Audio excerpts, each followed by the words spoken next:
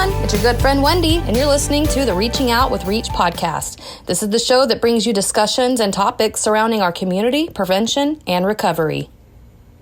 Today, Erica Vyers, our coalition coordinator, is here to talk about symptoms of burnout and ways to overcome it. Last year, I was working in healthcare and found myself in a dark place, a place of utter exhaustion.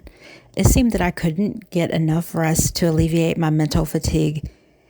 It likely started during the fall of 2021, and initially, I didn't even realize what was happening.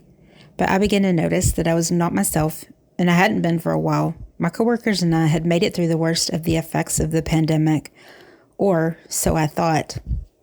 Hello, I'm Erica Vyers, Coalition Coordinator with REACH across Johnson County.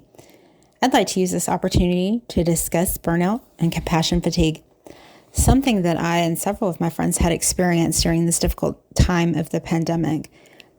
I noticed that many of the people that seemed to be struggling were social workers, first responders, healthcare workers, teachers, and really any field that required you to give of yourself to others.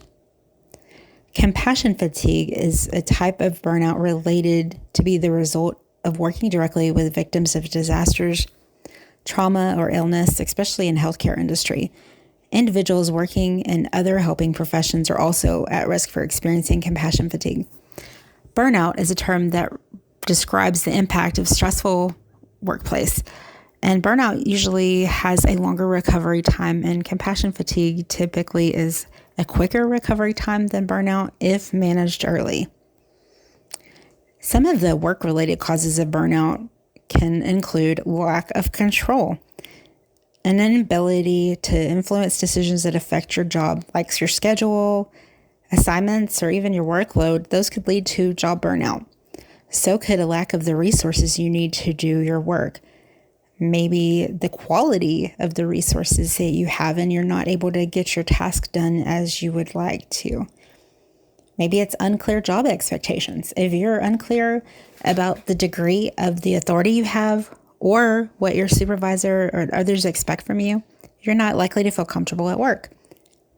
Dysfunctional workplace dynamics, also known as toxic work environment. I think we've all had that one job that you absolutely hated. It just felt miserable to be there. Perhaps you work with an office bully, or you feel undermined by colleagues, or your boss micromanages your work. This can contribute to job stress. Maybe it's an extreme of activity when a job is monotonous or chaotic. You need constant energy to remain focused, which can lead to fatigue and job burnout. Lack of social support. If you feel isolated at work and in your personal life, you can feel more stressed. Being in a small office or cubicle all day can contribute to these feelings of isolation. How's your work-life balance? If your work takes up so much of your time and effort that you don't have energy to spend time with your family and friends, you might burn out more quickly. And some of the lifestyle causes. Are you working too much? Does your job leave you with any time for socializing or relaxing?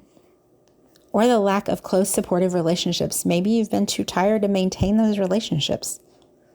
Are you taking on too many responsibilities without enough help for others, or not getting enough sleep? Symptoms of work burnout can include being cynical and critical at work.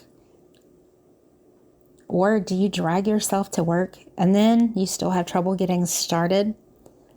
Maybe you've decided you come in late every day because you just don't want to go, or you try to leave early. Or have you become irritable and impatient with your coworkers, customers, clients, patients? Do you lack the energy to be consistently productive? Do you find it hard to concentrate? Or maybe you're lacking satisfaction from your achievements, where once that would make you happy and it just doesn't anymore. Do you feel disillusioned about your job? And maybe you've started using food, drugs, or alcohol to feel better about your job, or to simply not feel. I know during the pandemic, a lot of people had turned to alcohol. It started off as having a drink after work to feel better about the day, and then it became where it was more of a problem. It went from one drink to several drinks. How are your sleep habits? Have they changed? Maybe you're sleeping too much or not enough. Are you troubled by unexplained headaches, stomach or bowel problems, or other physical complaints? This can lead to long-term health issues if your stress is untreated. Compassion fatigue can show itself in a range of symptoms and behaviors as well. Some of these includes diminished ability or interest to care for others. You used to have that caring heart, and maybe you just quite don't feel like you used to. Or do you have a preoccupation with people you help? Mental or physical exhaustion, anger or irritability, anxiety or depression, intrusive thoughts, sleep problems, being easily distracted, startled, hopelessness about helping work, flashbacks, hypervigilance, avoidance of certain activities, certain situations, or certain people you help. Maybe feeling like a failure as a helper. How about drops in productivity, emotional numbness, trouble separating your personal and professional life, a decreased capacity to experience sympathy and empathy, dysfunctional coping behaviors, again, misusing alcohol or drugs? Or did you start taking more time off work? Maybe you've started calling in where before you didn't feel the need to. What about your reduced decision-making abilities? Maybe feeling disconnected, decreased satisfaction or enjoyment with work. Those experiencing symptoms of burnout or compassion fatigue often haven't been taking good care of themselves and may be depressed. Eventually, they can lose interest in caring for themselves and those that they look after. So with either, you're really going to need to evaluate your options. You want to discuss these concerns with your supervisor. Maybe you can work together to change expectations or reach compromises or a solution. Setting goals for what must get done and what can wait. Also, seeking support, whether you reach out to coworkers, friends, or loved ones. Support and collaboration can help you cope. If you have access to an employee assistance program, take advantage of relevant services. You can always call the member service number on the back of your insurance card. A lot of them do have these EAP programs that offer things like free counseling services. Maybe you want to try a stress relaxing activity or anti-stress activity. Explore programs that can help with stress, such as yoga, meditation, reading, even coloring. Getting some exercise. Regular physical activity can help you better deal with stress. It can also take your mind off work. Getting sleep. Sleep restores your well-being and helps protect your health. Mindfulness. Mindfulness is the activity of focusing on your breath flow and being intensely aware of what you're sensing and feeling at every moment without interruption or judgment in a job setting. This practice involves facing situations with openness and patience and without judgment. Keep an open mind as you consider options. Try not to let a demanding or unrewarding job undermine your health. Remember, almost every caregiver experiences burnout at some point. There are a number of things you can do to help take care of yourself to stay healthy and prevent burnout, including being honest with yourself and knowing what you can and can't do. You cannot do it all by yourself. Do the task you can and delegate the rest to others. It is okay to say no when you think a task could be too stressful or you don't have time to do it. Set healthy boundaries. Take regular breaks. Breaks can help relieve some of the stress and restore your energy. Use the time to do things that help you relax and to improve your mood. Even just 10-minute breaks can help. I know in an office setting, I would just get up and walk around the whole building. Maybe even go to my car for a few minutes and just be out of that office setting, out of that cubicle.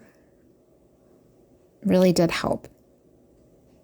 And making sure to take my lunches out of the office so that I wouldn't be disrupted and so that I'm out of that setting. Also, attending social activities, meeting with friends, continuing your hobbies, and doing things that you enjoy are important to maintain your happiness and avoid isolating yourself. These activities should be something that gets you away from daily routines and the setting of caregiving. Paying attention to your feelings and needs. It's easy to forget to take care of your needs if you're a caregiver. So make sure to take time for yourself. even if that means scheduling it. Take care of your health. Keep your regular doctor's appointments, including preventative care, taking your medications, and seeing your doctor when you're feeling sick. If you're not healthy, you cannot take care of someone else. Eat a healthy diet. Eating nutritious meals keeps you healthy and improves energy and stamina. Exercise. I know we've mentioned that earlier, but it is a great way to relieve stress, increase your energy, and take time for yourself. It can also help improve depression. Maintaining that sleep schedule, getting enough rest is vital for your well-being and to maintain stamina. Now, if you have to, take family leave. If you work, you can make use of family leave benefits available to you. Removing the stress of your job can reduce your responsibilities and free up time for yourself, even if it's temporary. If you are a caregiver for a loved one, consider respite care. When you need a break, using respite care for a few hours to a few weeks is an option in most places. When you need a few hours or a day to yourself, in-home services such as health aides or daycare centers can help you take care of your loved one. A residential care facility provides overnight care if you need a longer break. The drawback is that you do pay a fee for the services, and they're usually not covered by Medicare or insurance. But maintaining a healthy mind, body, and spirit is essential for the well-being of both you and your loved ones. Know the warning signs of burnout and compassion fatigue to recognize it in yourself and others. Stay well. Burnout can happen to anyone. Thanks for discussing it with us and sharing healthy ways to counter it. Well, that about wraps up our episode. As always, if you're wondering how you can help, you can join our coalition meetings. You can also support our youth and family programs with a tax-deductible donation or food gift cards. And if you have any questions, you can email us at info@reachcouncil.org. That's info@reachcouncil.org. Or you can follow us at Reach Council on Facebook or Instagram. Thanks for listening to our show. Stay tuned for ongoing monthly podcasts from our Reach teams on all things prevention and recovery. So remember, life is full of choices, so choose happy and choose healthy. Bye.